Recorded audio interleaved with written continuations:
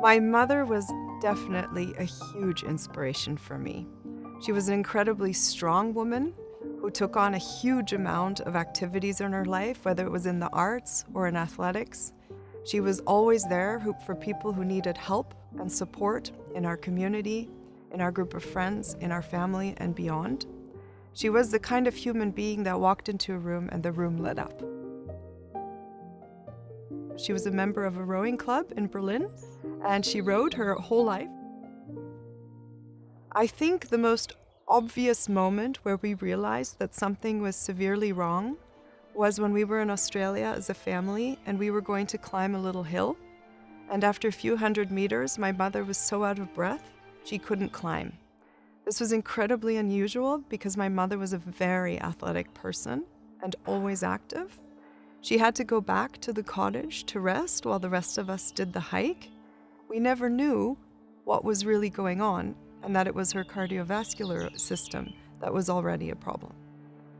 But also she started to get more severe diseases that a normal person could shake off more quickly. Her physical strength started to go downhill.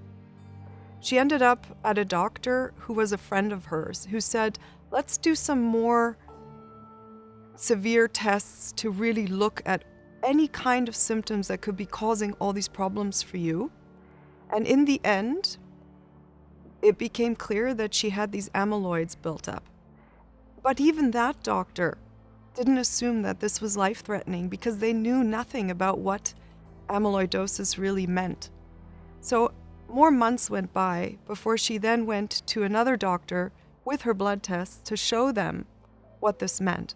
And this person was more of a specialist, and they then told her that she was in a very severe situation and that this was incredibly life-threatening for her. So the diagnosis wasn't made until very late, and about 3 months after that, she died. My name is Ariane de Hoog. My grandmother was a pharmacist, one of the first women to do a doctorate in Germany. My mother was a pharmacist, and I did nothing with science in my education.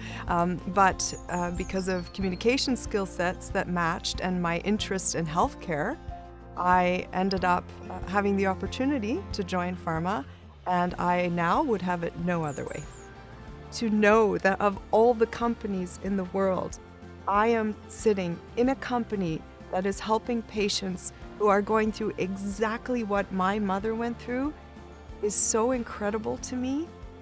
And my wish for patients who have this disease is to know, first of all, that they can be helped.